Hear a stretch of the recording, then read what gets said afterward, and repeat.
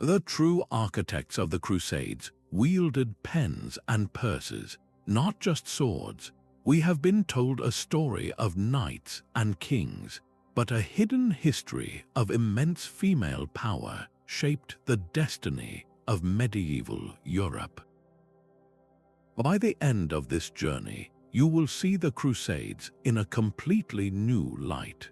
How did a queen's signature mobilize an entire army from 1,000 miles away? What gave a noblewoman the authority to challenge a pope? These crusading women were the financiers, the diplomats, and the rulers operating from the shadows, their influence echoing through centuries. What part of the past do you think remains most misunderstood? Her true battlefield was not a dusty plain under a foreign sun, but the quiet, powerful spaces of a European court. To see a crusading woman only as a warrior in armor is to miss the vast landscape of her influence. They were patrons, pouring immense fortunes into the war effort.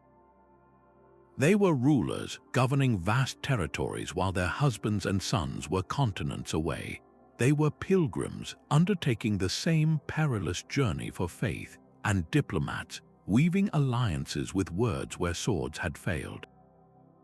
Historian Dr. Natasha Hodgson reminds us that women were not passive observers but active agents in the crusading movement, their involvement crucial to its logistics and ideology.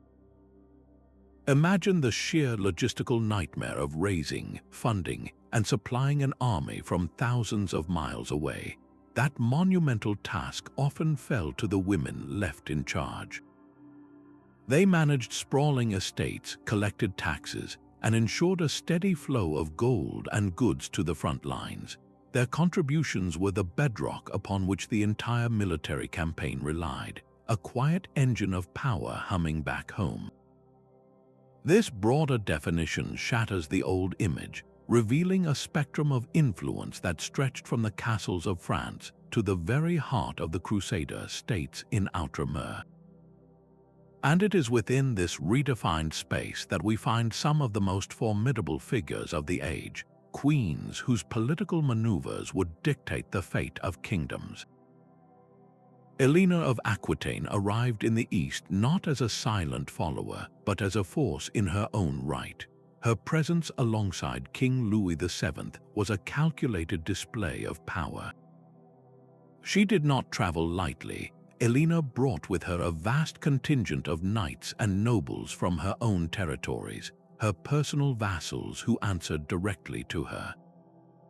This was not just a queen on a pilgrimage, it was a duchess leading her own military power to a foreign war. Her voice carried weight in war councils, and her political alliances, or perhaps her disagreements, shaped the Crusades' direction. The journey itself was a masterclass in political theater. Every stop, every audience with a foreign ruler was an opportunity to reinforce her influence and the interconnected strength of her duchy and the French crown. While chroniclers of the time debated the specifics of her military advice, they could not ignore the reality of her position. Her experiences forged in the heat and tension of the crusade would later define her life. The strains in her marriage to Louis, magnified by the pressures of the campaign, became a turning point in European history. After their annulment, her subsequent marriage to Henry Plantagenet, who would become King Henry II of England, created an empire that stretched from the Scottish border to the Pyrenees. As Queen of England, the lessons she learned in the Holy Land about logistics, diplomacy, and the projection of power informed her rule and the education of her sons, including the famed Crusader king, Richard the Lionheart. Eleanor demonstrated that a queen's crusade did not end upon returning home. It became part of the very fabric of her political identity, a legacy of international ambition that she would pass on to the next generation. While Eleanor projected power from a distance, another queen held the very heart of the Crusader world in her hands. Melisende of Jerusalem was not a visitor to the Holy Land. She was its anointed ruler, born to a crown forged in the fires of conquest. Her father, King Baldwin II, did not see her gender as a barrier to power. He specifically named her as his successor, a profound testament to the trust he placed in her political skill and judgment. This was not a temporary regency, but a full, co-ruling sovereignty she would share with her son, placing her at the very center of one of the most complex political landscapes on earth. Her authority was tangible, etched into the stone of Jerusalem itself. Melisende understood that power in the medieval world was not just about commanding armies, but about commanding faith and legacy. Her most enduring mark was her profound patronage of the Church of the Holy Sepulchre, the site of Christ's crucifixion and resurrection. She poured her resources and her influence into expanding and beautifying this holiest of shrines, an act that was both deeply pious and intensely political. By reinforcing Jerusalem as the spiritual capital of Latin Christendom, she solidified her own legitimacy and the very reason for the Crusader state's existence. But how does a queen maintain her throne surrounded by ambitious nobles and external enemies? Her true genius lay in diplomacy and balance. For years, she skillfully navigated the treacherous factions of her court, playing rival noble families against one another to prevent any single group from overwhelming the crown. She was a master of political equilibrium in a world constantly tilting toward chaos. The chronicler William of Tyre, a man of his time, could not help but acknowledge her exceptional statecraft, noting she was a woman of great wisdom who had risen above the status of her sex. Melisende's reign stands as powerful proof that women could wield direct, unquestioned, and legitimate power in the Crusader East, establishing a legacy of female authority that would echo through the generations. Yet, power on such a scale is never held without a fight, and the greatest challenge to her rule would come from a surprising source, her own son. The true cost of a crusade was not measured in blood alone, but in silver and gold. While knights fought for glory in the Holy Land, the survival of their entire enterprise depended on a quiet economic revolution back home. Across Europe, the wives and mothers of these warriors took up a new mantle, not of a soldier, but of a chief executive. They became the administrators of vast, sprawling estates, the managers of complex agricultural systems, and the guardians of family fortunes that were being drained to fund a war thousands of miles away. A nobleman's departure did not pause the need for harvests, the collection of rents, or the payment of taxes. It simply transferred that immense responsibility to the women left in charge. They ensured the economic engine of the realm continued to hum, its output steadily funneled toward the front lines. This was a form of warfare waged with ledgers and contracts, a battle fought in manor houses and counting rooms. Consider the formidable Matilda of Boulogne. While her husband, King Stephen of England, was embroiled in a civil war for his crown, Matilda did not remain a passive spectator. She personally took to the field, raising and leading armies to secure key strategic points, all funded directly from her own wealthy county of Boulogne. Her resources did not just pay for soldiers, they bought alliances and fortified castles, proving that financial power could be directly converted into military might on the home front. This was not an isolated case. Countless noblewomen made similarly difficult decisions, authorizing the sale of parcels of land, negotiating substantial loans from wealthy merchants, and overseeing every link in the economic chain that transformed wheat from their fields into swords for their husbands. They managed the flocks of sheep whose wool was sold at market, the vineyards whose wine was traded for coin, and the mines whose ore was minted into the currency that fueled the Crusades. This relentless financial stewardship was the silent, unsung backbone of the entire movement. Without the reliable flow of capital and supplies managed by these women, the armies in the East would have quickly starved, bankrupted, and dissolved. Their work ensured that a knight's vow to take the cross was not an economic death sentence for his family, but a sustainable, if costly, enterprise. This behind-the-scenes authority, born from economic necessity, did more than just fund wars. It built a foundation of practical experience and independent power that could not be easily ignored. When a woman controlled the purse strings of a great dynasty, her voice carried a unique weight in other, more public arenas. This quiet mastery of finance naturally paved the way for a different kind of power, one exercised not in the ledger book, but in the council chamber, through the subtle and dangerous art of diplomacy. A queen's signature on a treaty could silence the clash of swords. In the high-stakes world of Crusader politics, where military alliances were fragile and communication was slow, women perfected the art of negotiation. They moved through the complex web of feudal obligations and family ties, acting as indispensable diplomats and peacemakers.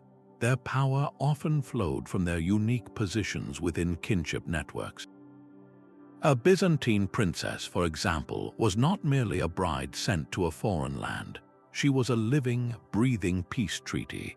When she married a Crusader prince, she carried with her the authority and interests of the mighty Byzantine Empire, creating a personal and political bridge between two vastly different worlds.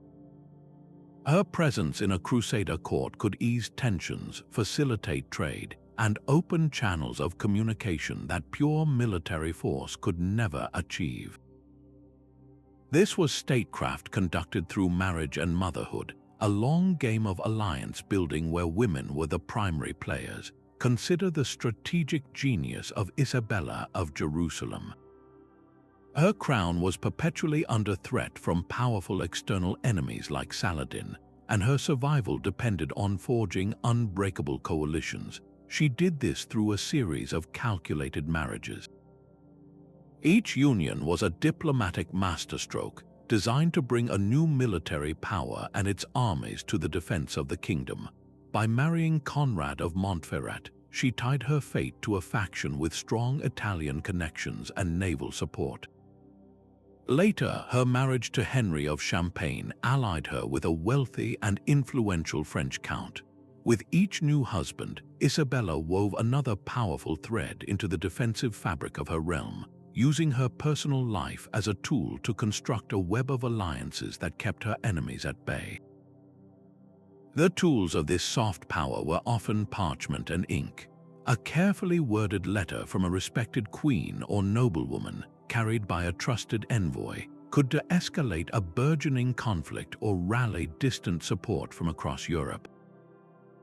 These were not simple personal notes, they were instruments of policy, drafted with immense political acumen. A woman writing from her castle in Europe could influence the decisions of a war council in Acre, her words carrying the weight of her family's name and her own hard-won authority. This diplomatic work required a deep understanding of men and motives, a talent for persuasion, and a steady nerve. It demonstrated conclusively that the Crusades were not won by military strength alone. They were also won in the quiet chambers where truces were brokered, where alliances were sealed with a handshake, and where a woman's sharp intellect proved to be as decisive as any knight's charge. This same political skill was absolutely essential for the most demanding role a woman could play, the regent who held a kingdom together in her ruler's absence.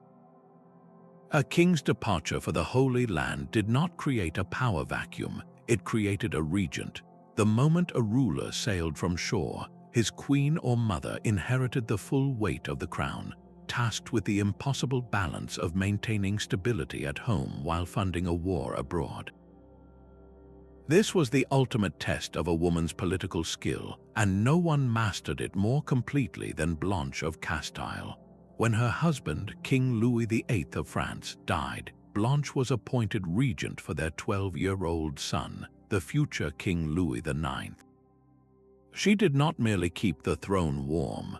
Blanche wielded sovereign power with a firm and unyielding hand, collecting taxes, presiding over courts, and issuing decrees as if she were the crowned monarch herself.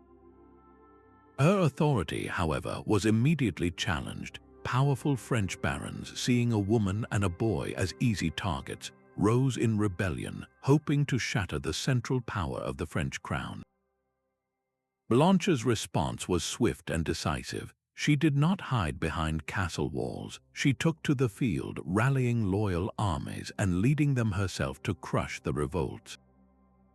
This was more than just putting down rebels. It was a forceful declaration that the Queen Regent was the uncontested source of law and order. Her successful campaigns secured the throne for her son, ensuring that when he eventually took the cross, he did so from a position of strength, leaving a stable and unified kingdom behind him. The success of his crusade was built upon the foundation of order and financial solvency that Blanche had fought so hard to establish. Her rule demonstrated that the home front was not a secondary theater of the Crusades. It was the essential rear base, and its stability was entirely dependent on the regent's capability. This delegated power was a crucible that forged a generation of women into expert administrators and strategists. They gained first-hand experience in every facet of governance, from treasury management to military logistics, experience that would then be passed down, subtly shaping the political traditions of Europe for generations to come. The immense trust placed in a regent like Blanche speaks volumes about the recognized capabilities of women in the medieval world, a trust that was not confined to matters of state, but reached into the very soul of the crusading movement itself. A crusader's salvation was not only won on a battlefield, but also purchased with a generous donation. While knights pledged their swords to God, their female counterparts wielded a different, equally powerful weapon, their wealth, in a grand spiritual campaign. These women became the premier patrons of the age, founding and funding the monasteries, abbeys, and churches that formed the spiritual backbone of the crusading world. Think of these religious houses as dedicated prayer factories, where monks and nuns offered a constant, chanted appeal for divine favor, for the success of armies abroad, and the eternal rest of soldiers who would never return home. This was not a passive act of charity. It was a strategic investment in the soul of the entire enterprise, a direct channel to the divine that was considered absolutely essential for victory. The landscape of Europe itself was reshaped by this piety, with new stone foundations rising as permanent monuments to both faith and female authority. Countess Ida of Boulogne stands as a prime example of this powerful synergy. She was not merely a donor, she was a visionary investor in the new spiritual warriors of the age, the military orders. Ida became one of the most significant benefactors of the Knights Templar and the Knights Hospitaller, granting them vast tracts of productive land and reliable streams of income drawn from her own domains. This was not a trivial gift. That land produced the food that fed the knights, and that income paid for their weapons, their horses, and the ships that carried them to the Holy Land. Her patronage, echoed by countless other noblewomen, provided the essential economic foundation that allowed these elite fighting monks to survive and operate thousands of miles from home. This created a profound spiritual support network that stretched from the quiet cloisters of Europe to the front lines in Jerusalem. A knight facing a Saracen army could take heart knowing that an entire abbey, founded by a pious countess, was at that very moment praying for his safety and the success of his cause. The line between the spiritual and the military was blurred beyond recognition. The war was fought with prayer as much as with the sword, and women were the chief architects of this spiritual front. The institutions they built have, in many cases, endured for centuries, their very stones whispering the stories of the women who laid their foundations. For some, however, supporting the Holy War from a distance was not enough. This deep, personal engagement with the fate of the Holy Land created a powerful magnetic pull, a call that could only be answered by undertaking the most dangerous journey of all. The road to Jerusalem was paved with the quiet courage of ordinary women. While queens traveled with their retinues, the path was also walked by countless female pilgrims, women who sold their possessions and left their homes for a journey that could last years. Their motivation was not political power, but a deep, personal faith that propelled them toward the holy sites. They faced every imaginable peril, from rampant disease in crowded ports to bands of thieves lying in wait on mountain passes. The voyage by sea was its own trial, a terrifying gamble against storms and the ever-present threat of shipwreck. These women did not have armies to protect them. Their safety often depended on traveling in large, organized groups, finding strength in shared devotion and collective vulnerability. Theirs was a different kind of crusade, fought with prayer and perseverance, step by painful step.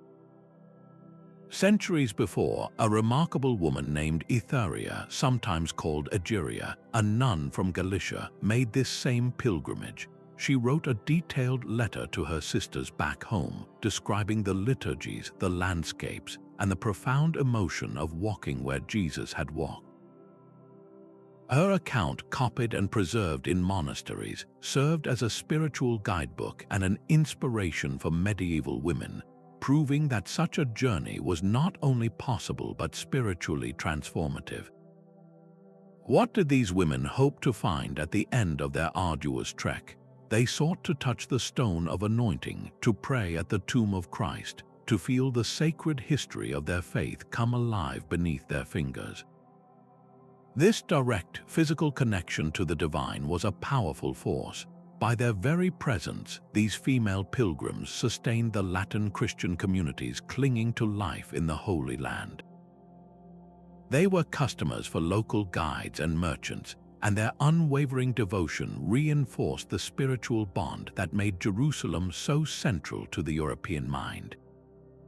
For a woman in the Middle Ages, this pilgrimage was one of the few socially acceptable ways to actively participate in the crusading ideal.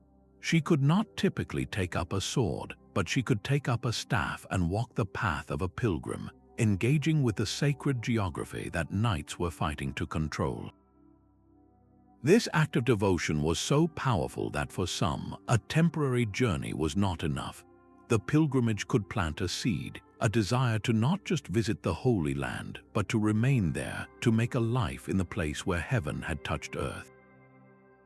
A knight's conquest was fleeting without a community to secure it. The castles and captured cities of Outremer were just empty shells without the people who would fill them with life, and a surprising number of those people were women. They arrived not for a season of war, but for a lifetime of settlement, becoming the vital foundation of a new society.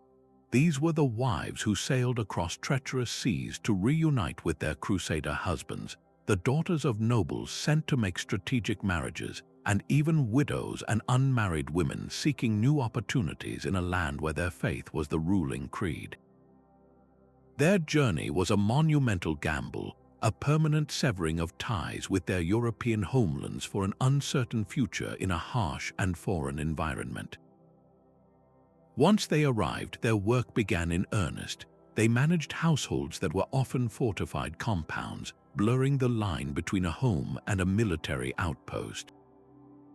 They oversaw the baking of bread using local grains, the weaving of cloth from both imported wool and Levantine cotton, and the complex task of raising children in a world of startling diversity. This was the unglamorous, essential labor of colonization, the slow and steady work of putting down roots in conquered soil. These women were the primary agents of cultural transplantation. They ensured that their children spoke French or another European language, followed Latin Christian rites, and understood the customs of their ancestral homeland. Yet, living in a land with large populations of Greek Christians, Muslims, and Jews, they could not remain entirely isolated.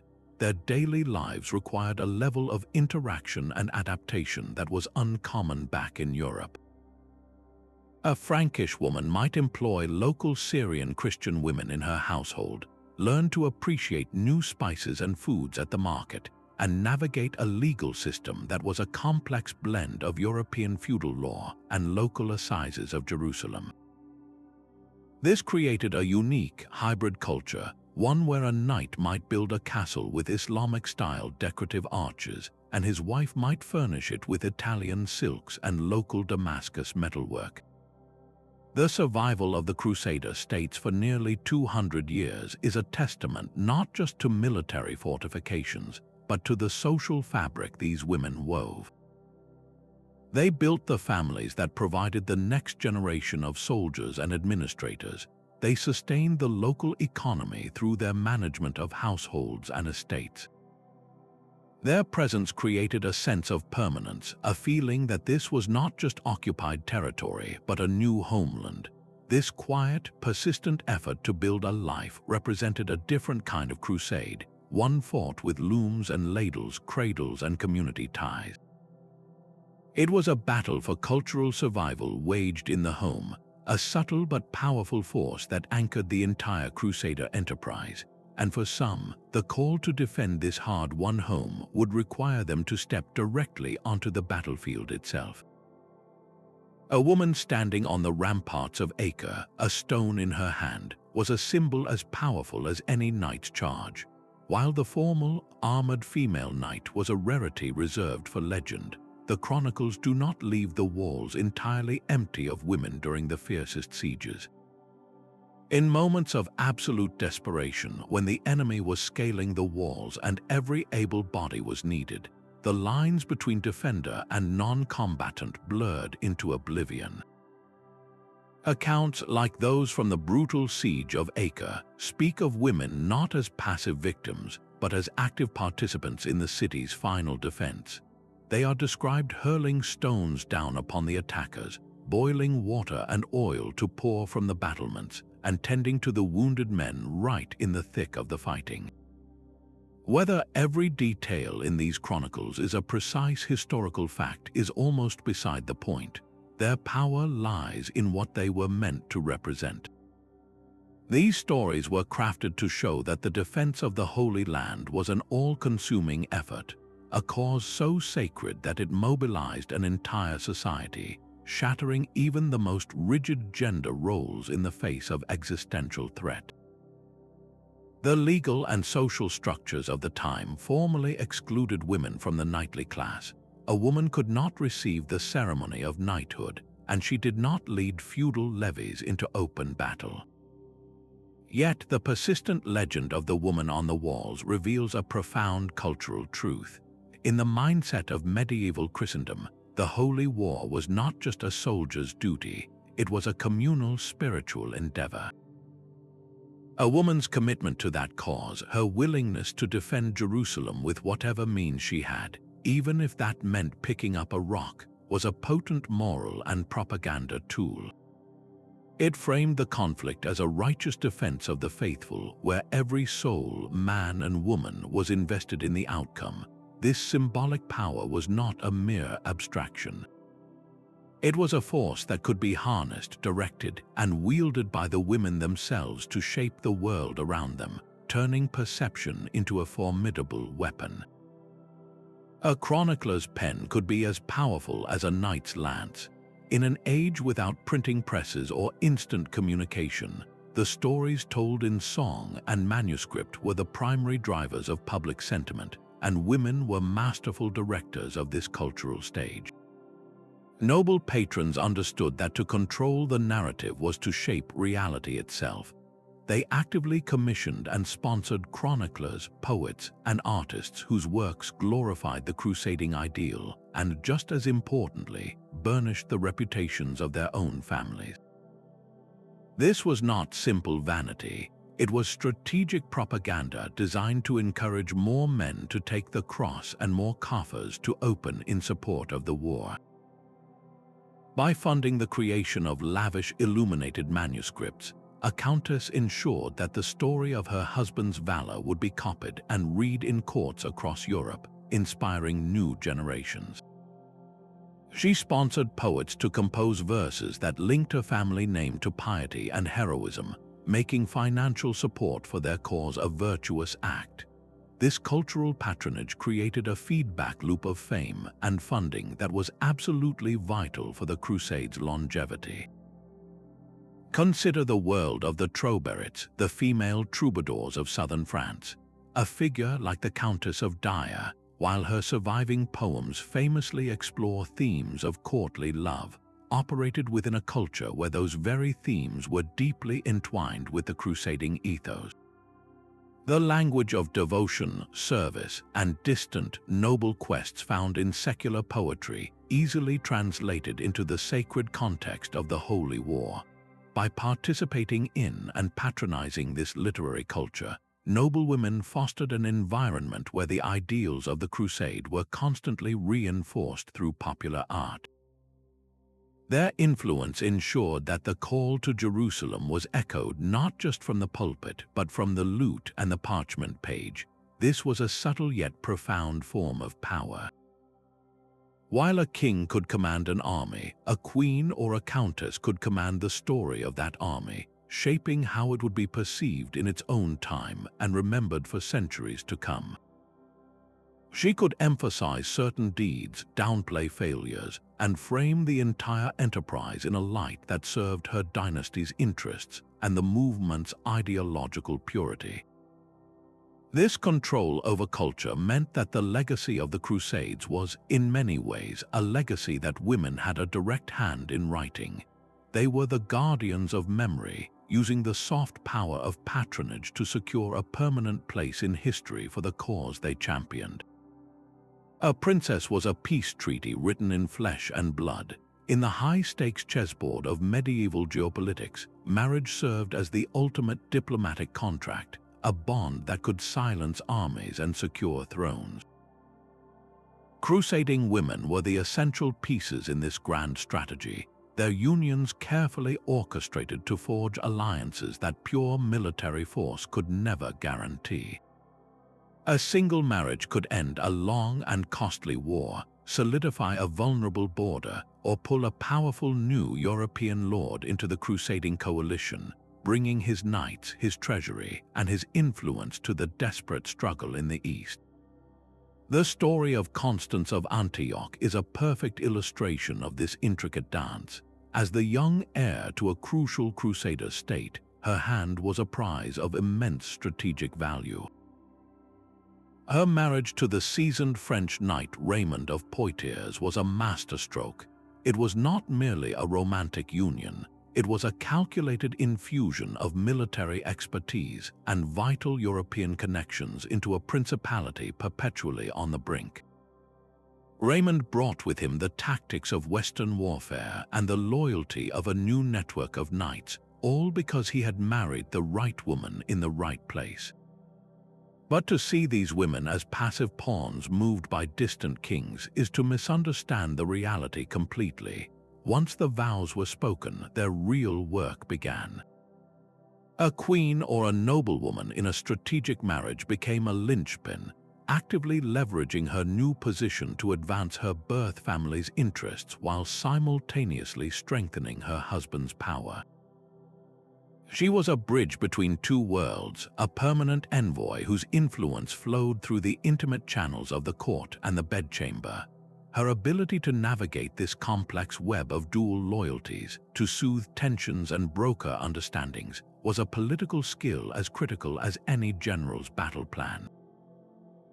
The vast, invisible networks created by these unions formed the very backbone of crusading politics, a sprawling system of kinship that stretched from the castles of France to the shores of the Levant. And it was this very system that, generation after generation, produced some of the most powerful figures in the Crusader world, formidable heiresses who did not just marry power, they carried entire kingdoms with them as their rightful inheritance. A crown could feel less like a jeweled diadem and more like an iron cage. For a woman like Sibylla of Jerusalem, her birthright was an inescapable destiny that governed her every breath. As the sole legitimate heir to the Latin kingdom, she did not just inherit a title, she inherited a crisis. Her choice of a husband would determine who controlled the most sacred kingdom in Christendom, placing her at the center of a furious international debate. The same was true for her half-sister, Isabella. Their hearts were the least important factor in the matter. Their marriages became protracted political battles, with factions within the kingdom, the church, and the courts of Europe all demanding a voice. To marry for love or personal preference was not just reckless, it was seen as a betrayal of the crusading cause itself. The man who stood beside the Queen of Jerusalem would command its armies, dispense its justice, and shape its future. Could you imagine the weight of that decision, knowing that your personal choice might lead to the salvation or the collapse of an entire kingdom? Sibylla's bold and controversial marriage to Guy of Lusignan, a knight from Poitou, was a stunning assertion of her own will against the wishes of her powerful barons. She placed the crown on Guy's head with her own hands, a powerful symbolic act that declared her agency. Yet this very act triggered a catastrophic chain of events. Guy's subsequent defeat and capture by Saladin at the Battle of Hattin led directly to the loss of Jerusalem itself. Her decision, whether wise or foolish, demonstrates the profound consequences that rested on the shoulders of these women. They were walking, talking repositories of power, and the world watched their every move. To manage this burden required a steely resolve and a masterful understanding of realpolitik. A queen heiress had to constantly navigate the treacherous waters between asserting her own authority and maintaining the support of the noble factions she relied upon. She had to be a diplomat, a strategist, and a symbol all at once. This immense concentration of hereditary power in female hands, while a source of great strength, also became a flashpoint for conflict. The question of a woman's right to rule and to pass that rule to her chosen husband could shatter the peace of a realm. The succession crises that erupted around these formidable heiresses were not mere family squabbles. They were wars in miniature, fought with intrigues and armies, because the prize was nothing less than the destiny of the Crusader states. A mother and son at war for a crown reveals the brutal reality of female power. The carefully crafted co-rulership between Queen Melisende and her son Baldwin III shattered when the young king, no longer a boy, demanded his full inheritance. Melisende, a ruler of 2 decades, refused to simply step aside. This was not a petty family quarrel. It was a constitutional crisis that split the kingdom of Jerusalem down the middle. Powerful noble families were forced to choose sides, pitting mother against son in a civil war that saw armies clashing and castles besieged. The capital itself became a battlefield, with Melisende holding the Tower of David against her own child's forces. Her eventual military defeat did not erase her legitimacy, and a fragile peace was brokered that allowed her to retain significant influence over the realm's affairs until her death. This conflict proved that a queen anointed by God would not surrender her authority without a fight, and that the barons of the kingdom saw her as a viable, legitimate sovereign worthy of their swords and their loyalty. A similar storm of succession was raging in England, where another Matilda fought for her birthright. The Empress Matilda was the designated heir of her father, King Henry I, but his death unleashed a bitter civil war known as the Anarchy. Her cousin, Stephen of Blois, seized the throne, and Matilda did not accept this theft. For nearly 2 decades, England was torn apart as these 2 cousins waged a devastating war. Matilda was not a figurehead, she was a commander. She landed in England with her own knights, rallied her supporters, and strategically captured her rival, King Stephen himself. Though she was never crowned Queen Regnante, Her relentless campaign demonstrated a formidable political and military will. She governed territories, issued charters, and proved that a woman could lead a war faction just as effectively as any man. The conflict only ended when a compromise was reached. Her son, the future Henry II, was recognized as Stephen's heir. Through her unwavering struggle, Matilda secured the throne for her lineage, the Plantagenet dynasty that would rule England for centuries. Her fight was a clear declaration that a woman's claim to power was a force to be reckoned with, capable of plunging a kingdom into chaos and reshaping its future. These destructive wars reveal a profound truth.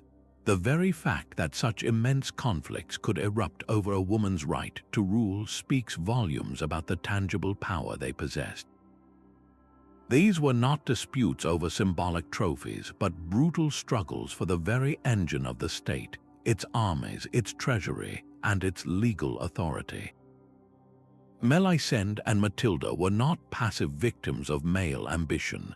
They were active, determined protagonists who commanded allegiances, mobilized resources, and personally directed the course of war.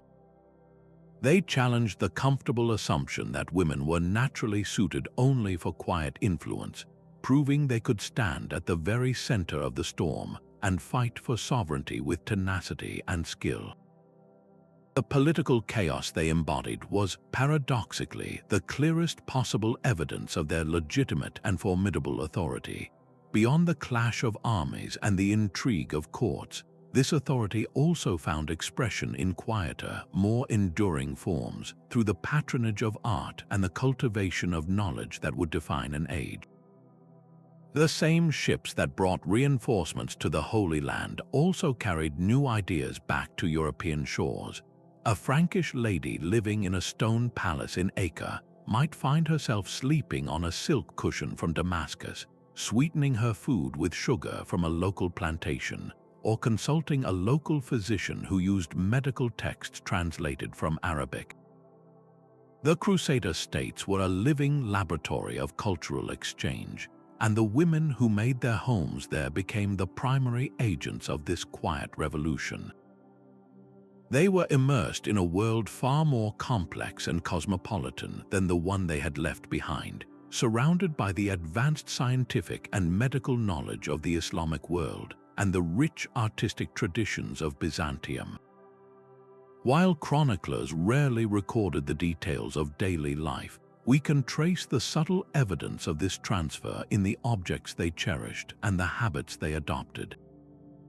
A noblewoman returning to her family castle in France might introduce new fabrics like silk and cotton into her wardrobe, or her household accounts might begin to list exotic spices such as pepper and cinnamon, items that soon became markers of elite status across Europe.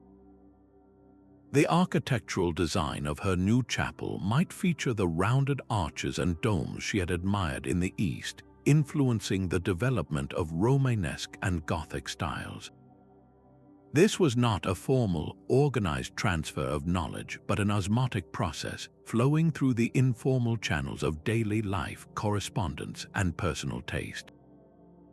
These women acted as living bridges, their very presence facilitating a centuries-long conversation between civilizations. The culinary, medical, and artistic ideas they helped introduce did not just change European material culture, they slowly expanded its intellectual horizons, planting the seeds for the great flowering of the Renaissance.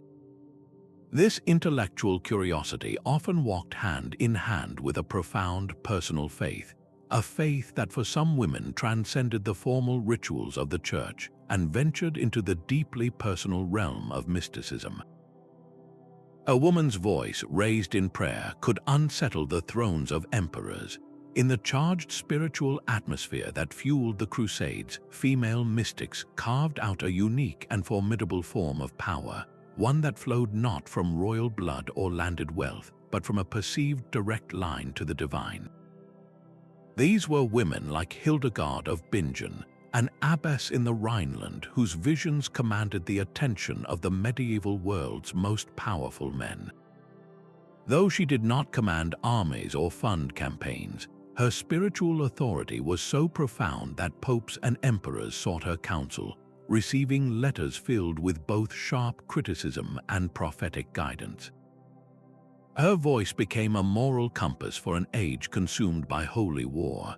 A mystic's pronouncement could sanctify the entire crusading endeavor, framing it as God's will through a prophecy or a vision. Conversely, she could unleash scathing critiques, condemning the greed and corruption of the knights and clergy who claimed to fight for God, thereby calling for a profound internal reform of the movement itself. This was influence that operated on a completely different plane. While a queen governed laws, a mystic was believed to interpret the divine law itself. Her power came from a source that no king could challenge without risking his own soul. This granted her a platform that defied every conventional restriction placed on her sex, allowing her to speak with an authority that bishops and barons were forced to acknowledge. The spiritual climate that made the Crusades possible was not just shaped in papal courts. It was forged in the quiet of a nun's cell, where a woman's intimate connection with God could validate or question the very soul of a civilization's most ambitious project. This form of power ran parallel to the political machinations of regents and queens, yet it occasionally intersected in profound ways, reminding the world that true influence could wear the humble robes of a visionary. A crusader's death on a foreign field did not end his story. It merely transferred its final chapter into a woman's hands. The high mortality rate of these campaigns meant that widowhood was not a rare tragedy, but a common and defining experience for noble women. In a single, life-altering moment, a wife became an executor, inheriting not just land and titles, but the immense, intangible burden of a husband's legacy. Her new responsibilities were both worldly and spiritual. She had to manage the estate's crushing debts, often incurred to fund the very expedition that had killed him. She was now the legal guardian of their children's futures and the sole administrator of complex feudal obligations. And perhaps most pressingly, she became the steward of his soul, tasked with funding perpetual prayers for his salvation, or even undertaking a votive pilgrimage he had sworn to complete. This transformation is perfectly embodied by Ella of Salisbury. When her husband, William Longispe, died on his return from a crusade, Ella did not fade into the background. She stepped forward as the Countess of Salisbury in her own right, wielding independent control over one of England's most significant earldoms. For years, she governed its courts, managed its finances, and directed its military resources, all while navigating the treacherous politics of a royal minority. The authority she held was absolute, and the choices she made from that position resonated for decades. A crusader's widow stood at a unique crossroads. She could choose to remarry, using her hand as a strategic tool to forge a powerful new alliance for her family. She could retire to the contemplative life of a nunnery, exchanging secular power for spiritual devotion. Or, like Ella, she could choose to rule alone, embracing the autonomy she had never possessed while her husband was alive. This was a point where profound personal loss could, paradoxically, blossom into unprecedented female authority. The figure of the widow, often painted in the somber colors of grief, was in reality one of the most potent and independent actors on the medieval stage. Her decisions in the aftermath of tragedy did not just manage an inheritance, they actively shaped the political landscape for generations to come. Even the most powerful consensus can harbor quiet, dissenting voices. For every queen who financed a crusade and every noblewoman who managed its logistics, there were other women whose paths diverged from this grand, violent enterprise.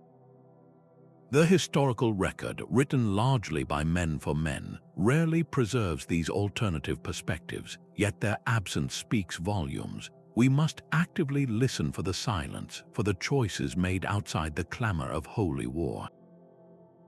It is a near certainty that some women, watching their husbands and sons depart for a conflict from which they might never return, questioned the staggering cost. They may have privately wondered if the price in silver and in blood was truly worth a distant, contested city, their skepticism lost to time but no less real for its lack of a chronicler. Other women channeled their profound piety into entirely different channels. They became patrons of local monasteries focused on caring for the poor and sick in their own communities, seeing this as a more direct and compassionate form of Christian duty. They dedicated themselves to monastic reform, seeking a purer, more contemplative spiritual life that stood in stark contrast to the external violence of the Crusade. These were not acts of defiance so much as affirmations of a different priority, a belief that true devotion could be built at home as surely as it could be won abroad. Including these counter-examples is not about undermining the influence of crusading women, but about enriching our understanding of the medieval world. It reminds us that medieval society was not a monolith, and neither were the women within it. Their experiences and beliefs were as diverse and complex as our own. Acknowledging this full spectrum prevents us from romanticizing the Crusades, allowing for a more critical and honest assessment of their profound and often devastating impact on families and communities across Europe. This critical lens is essential not just for appreciating the past, but for questioning the very sources from which we draw our knowledge. Whose stories were deemed worthy of parchment and ink, and whose were allowed to fade into the quiet of history? This search for a more complete picture inevitably leads us to question the foundations of our knowledge, to examine the very manuscripts and chronicles that have shaped our understanding for centuries. A queen's personal seal pressed into warm wax is more than just a signature. It is a declaration of power that has survived the centuries. Our knowledge of these women is not drawn from one single, clear narrative, but assembled like a mosaic from countless scattered fragments. Each piece tells a part of the story. Legal charters where a countess grants land to a monastery or confirms the privileges of a town are foundational. These were not symbolic gestures, they were binding contracts that moved real wealth and shaped local economies. Then there are the letters, sometimes frantic, always strategic, sent across seas and deserts to coordinate alliances or plead for resources. These personal writings offer a rare glimpse into the mind of a woman navigating a crisis from 1,000 miles away. Of course, we also have the chronicles, the grand histories written almost exclusively by monks and court clerics.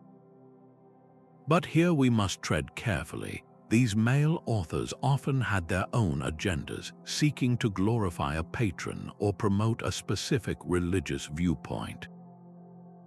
They frequently framed female actions within narrow expectations of piety or wickedness, celebrating a queen for her donations to the church while ignoring her shrewd political maneuvers. This is why historians must learn to read between the lines, to look against the grain of the text for what is not being said. When a chronicler complains that a noblewoman was too assertive in council, we can hear the echo of her lost voice challenging his worldview. When a financial roll lists the expenses for a ship she funded, we see her invisible hand guiding the war effort. Archaeology adds another vital layer to this investigation.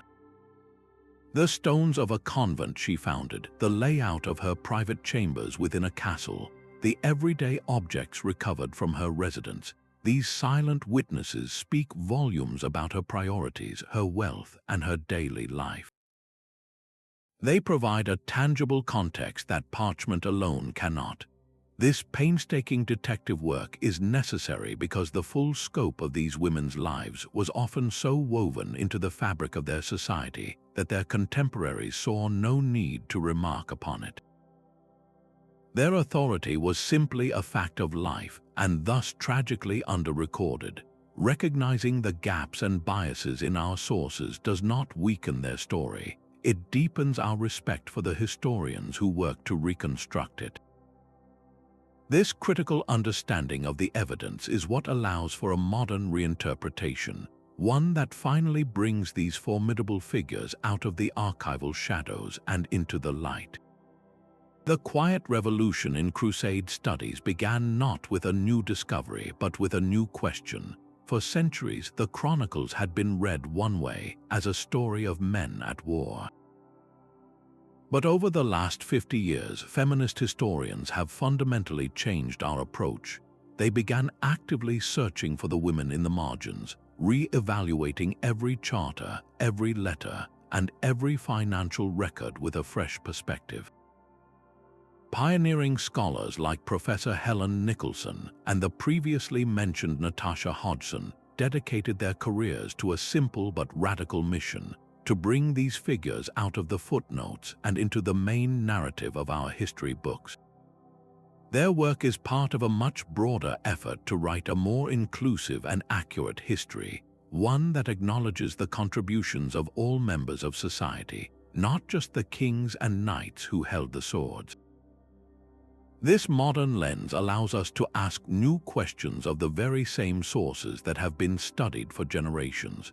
We can now look at a financial record and see not just a list of expenses, but the strategic hand of a countess managing a supply line. We can read a chronicler's complaint about an assertive queen and understand it as evidence of her political influence, not her failure to conform. This reinterpretation reframes the Crusades entirely. They are no longer seen as just a military endeavor, but as a vast social, economic, and cultural movement in which women were not just present, but were absolutely indispensable. The story of the Crusades is incomplete without them. This evolving understanding, driven by a commitment to a fuller truth, continues to reshape our view of the medieval past, proving that history is not a static set of facts, but a living conversation that grows richer with every new voice we choose to hear. The Crusades did not unfold in a vacuum. To truly grasp the distinctive power wielded by women in the Holy Wars, we must glance sideways at their counterparts in other great medieval conflicts. During the long struggle of the 100 Years' War, figures like Joan of Arc captured the world's attention, but the foundational labor of women remained a constant. Across England and France, queens and noblewomen stepped into the familiar roles of regent and estate manager while men were at the front, just as their crusading sisters had done. They collected taxes, mustered local defenses, and acted as diplomats. Yet the Crusades existed within a different framework, one that was fundamentally spiritual. This religious dimension provided a potent, unparalleled justification for female action. A woman funding a campaign to reclaim Jerusalem was not merely supporting a king's territorial ambition, she was investing in the salvation of her entire family's souls. This sacred cause could empower a noblewoman to take on public responsibilities that might otherwise have been questioned, framing her economic and political activities as a form of supreme piety. We see a similar pattern in the long Reconquista in Spain, where Christian kingdoms fought to reclaim the Iberian Peninsula. There, too, women governed as regents and defended castles. But the Crusader states of the Holy Land created a unique environment, a permanent frontier society where the lines between home front and battlefield were perpetually blurred, and where the spiritual stakes were believed to be universal. This comparison does not diminish the crusading women, it sharpens their portrait. It reveals that their mastery of logistics and diplomacy was part of a broader medieval reality for aristocratic women in a warrior culture. What set them apart was the profound religious context that sanctified their every decision, from managing a treasury to arranging a marriage, transforming practical necessity into a sacred duty. This holy war provided a language and a legitimacy that allowed their influence to flourish in ways that were both deeply conventional and strikingly exceptional. Stone remains where parchment has faded. The most enduring proof of this female influence is not found in a chronicle, but carved into the very stone of castles, churches, and hospitals that still dot the landscape from France to Jerusalem. These structures form a silent, permanent archive of their power. When Queen Melisende of Jerusalem commissioned her grand wing of the Church of the Holy Sepulchre, she was doing more than expanding a church. She was physically anchoring her authority to the holiest site in Christendom, ensuring that every pilgrim who entered would walk through a space defined by her patronage, her piety, and her royal command. This was architecture as political manifesto, a declaration in limestone and mosaic that the Queen of Jerusalem was the guardian of the faith itself. Across the sea, Eleanor of Aquitaine's legacy is similarly set in stone. In her later years, she retreated to and helped endow Fontevraud Abbey, a unique monastic community where the abbess held supreme authority over both monks and nuns. This was not a simple retirement, it was a final, powerful statement about female leadership. At Fontevraud, she chose her final resting place, and her magnificent effigy lies there still, not as a mourner, but as a queen reading a book, a symbol of wisdom and eternal rule. Her sons, the Crusading King Richard the Lionheart and his brother King John, are buried at her feet, a stunning visual hierarchy that speaks volumes about where the true heart of Plantagenet power resided. But this story is not just about queens. Countless noblewomen whose names are less known used their fortunes to erect parish churches, fund leper hospitals, and establish commanderies for the Knights Templar and Hospitaller. A small church in the English countryside, a fortified bridge over a French river, a hospital for the poor in a bustling Italian port, each of these was a personal signature in stone. Why would a woman invest such vast sums in a building? Piety was the public language, but the subtext was always power. A building ensured perpetual prayers for her soul and her family's lineage. It created a lasting monument to her name, a physical presence in the community that would be seen and used for generations. It employed local craftsmen, tied the local economy to her patronage, and demonstrated her wealth and taste to all who passed by. To walk through the cloisters of Fontevraud or to stand in Melisende's section of the Holy Sepulchre is to occupy a space that a woman willed into existence. These buildings are a different kind of chronicle, one written without words, where the arches, the altars, and the very floor plans tell a story of faith, ambition, and indelible female agency. They offer us a tangible thread connecting our world to theirs, a chance to stand where they stood and witness the legacy they built to last 1,000 years. The private thoughts of a medieval queen remain locked away in a silence that archives cannot break. We have her official charters and the chronicler's polished accounts of her public deeds, but the candid conversations she held with her closest advisors, the private doubts she confessed, the true motivations behind her boldest decisions, these are whispers lost to time. How did Melisende truly feel when her own son besieged her in the Tower of David? What arguments did Eleanor of Aquitaine use behind closed doors to sway a war council? The personal dimension of their power is a ghost in the historical machine, felt but never fully seen. This silence extends far beyond the throne room to the countless ordinary women who traveled with the armies. We know they were there, listed as pilgrims or simply noted as part of the great, moving multitude. But their personal journals, their letters home describing the strange foods, the terrifying sea voyages, or the grief of losing a child on the long march, have almost entirely vanished. Their lived experience is the greatest missing chapter, a story told in footprints left on a beach that the tide has long since washed away. Even in the settled communities of the Crusader states, the texture of daily interaction remains elusive.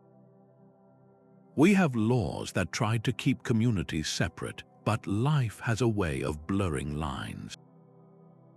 To what extent did a Frankish noblewoman in Antioch learn to speak Armenian with her children's nurse? Did she exchange recipes with a Syrian Christian neighbor or adopt local styles of dress for the relentless summer heat? The archaeological record gives hints, a piece of local pottery in a Frankish kitchen, but the human relationships, the quiet cultural exchanges that happened in marketplaces and household courtyards, are far harder to reconstruct. These lingering mysteries are not failures of history, but invitations. They are what make the field of study so alive and so compelling today. The fact that we can now ask these questions, that we yearn to know about the daily lives and inner worlds of these women, is itself a revolutionary shift. It means we have moved past simply noting their existence and have begun to genuinely seek them out as full, complex human beings. Every new archaeological dig, every fresh rereading of a faded financial roll, holds the potential to shed a little more light into these shadows. The work is far from over. It is a continuous process of listening for echoes in the silence. This ongoing pursuit ensures that the legacy of crusading women is not a static monument, but a living, breathing story that is still being written, one rediscovered fragment at a time.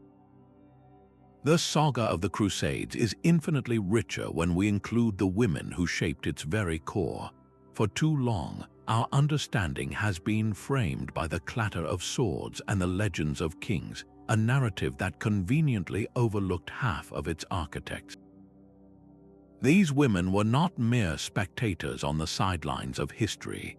They were the financiers who turned estates into engines of war, the diplomats who wove fragile alliances with words, and the rulers who held kingdoms together with sheer force of will.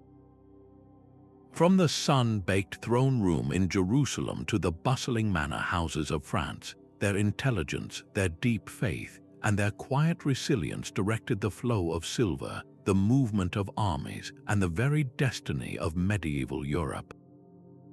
Recovering their stories is more than just correcting a historical imbalance. It is about finally seeing the full picture. We gain a more complete, more human understanding of one of the most defining movements of the Middle Ages, one where power was exercised in the council chamber and the ledger book just as surely as on the battlefield. Let the formidable lives of Eleanor of Aquitaine and Melisende of Jerusalem inspire you. Let them challenge you to look beyond the surface of the stories you have been told and to question who truly holds the pen that writes history. If this journey into the forgotten corridors of the past has captivated you, consider subscribing for more deep dives into the lives that shaped our world. We would love to hear your thoughts on these unsung heroes in the comments below.